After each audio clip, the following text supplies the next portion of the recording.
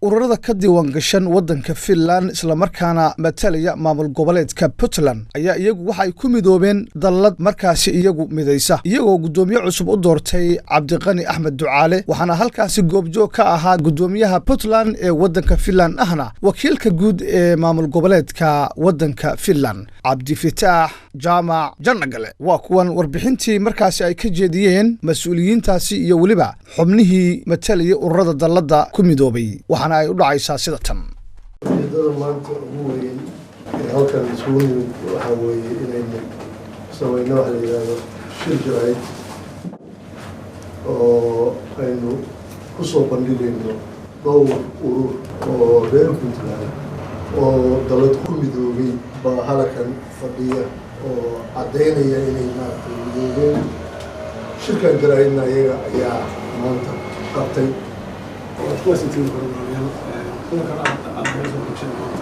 ururo gaaraya 9 urur ka midoobay daldan waan aragnay inuu ka soo shaqeeyay muddo laba sano aynu doonaynay ururada jira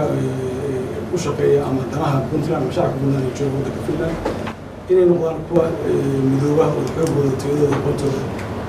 isku geeya oo wax markaa la taban kara sameeya hadii anaga soo galaano inuu midoobno shacabka kale ku dhiirigeliso hawlaha Soomaalidu markay fuudaan sanad suumaan noqon maayo hadalka intiisa muhiimka ah waxaa yiri walaalkay shaciirka Cabdillahi Jaamac Janagale wakiilka dowladda Puntland ee waddanka Finland waa dallada kaliya maxaa la yiraahdaa dowlad goboleedyada maxaa la yiraahdaa ururada waddankan jooga ee ka howlgala dalladii ugu horeysay ay ku midoobeen anigu waxaan wakiil ka ahay maxaa la yiraahdaa ururka la yiraahdo United Puntland Diaspora Forum anaga oo rajeynaya in maxaa la yiraahdaa Soomaaliya oo dhan especially reer Finland miraheeda ay bartaan haddii Ilaahay yiraahdo xagga badankiisu waa yiraahdeen dhinaca odayaasha waa ka hadleen dhinaca dhalinyarada waa ka hadleen dhinaca qoyaanka waa ka hadleen wixii aan ku daraa waxaan u malaynayaa waa hal qodob oo kaliya kaasoo ah dallada tani midna midaysa reer Finland intooda waxgaradka ah ee fahmaysa arrintan iyada aad baan ugu faraxsanahay waxaan rajaynaynaa guul adduunyada adarkiisaan ilaa European Union macnaha wuxuu hoos ka soo bilowdaan marka sharciga dalladu cidna kama xirfaan ujeedadeeduna waxa weeye in aanu ka qayb qaadano horumarka dalka Soomaaliya oo dhan anigoo ku hadlaya magaca jaaliyadda Puntland National Institute alashaan oo haweenka ah waxaan meeshaan ku taageerayaa dalladaas la sameynayo inaan hoos imaano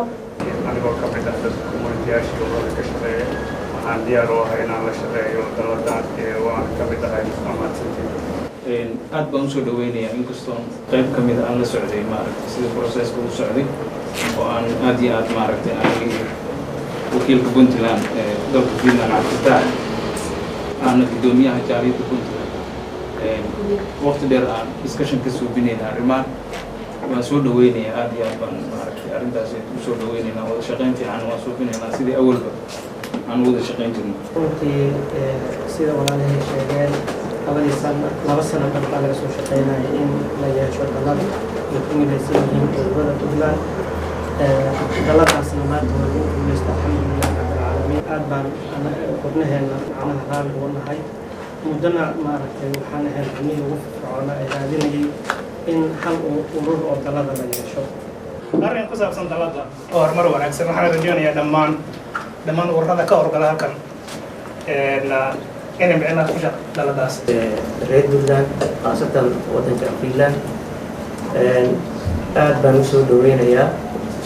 aad baan rabaa in aan xiriirkooda wanaajiyo arrimaha dhinac kasta loogana shaqeyn lahaa danaha dadka reer Puntland waxaan aad u jecelahay oo rajeynaya inaysan noqon hadal marka anigu waxaan rajeynayaa runtii dalladan inay noqoto mid ficil leh oo runtii dadkoo dhan ay ka faa'iideystaan qof kaliya waxba ma qaban karto hadda ururada maanta intaas ururoo midoobay maxaa keenay inay maanta midoobaan waxaa keenay baahida jirta ayay dareen midowgaas faa'iidada ay leedahay marka aad baan ugu faraxsanahay waana soo dhaweynaynaa anigu fikirkan ah in dallad la samaysto in maamul la samaysto bulshada u baahan walaalayaal waa mahadsantihiin dumarkow dhalinyaradow odayaashow waxgaradkow anigu waxaan ku shaqaynayaa dadka dallada mabdaeeda aaminsan maandeedkooda ayaa igu wallaahi igu billaahi igu tallaahi inaan ku shaqaynaya si kastaba ha ahaatee madaxda maamulka dalladda iyo weliba midnimada ururada Puntland ee waddanka Finland ayaa waxa ay iclaamiyeen xuska maalinta 1 Agoosto ee maamul goboleedka Puntland inay ku qaban doonaan caasimadda Helsinki iyagoo ka dalbanaya dadka jaaliyadana guud ahaan inay ka soo qayb galaan. Maxamed Bashiir oo Maxamed telefishinka caalamiga ee Somali Channel Helsinki Finland.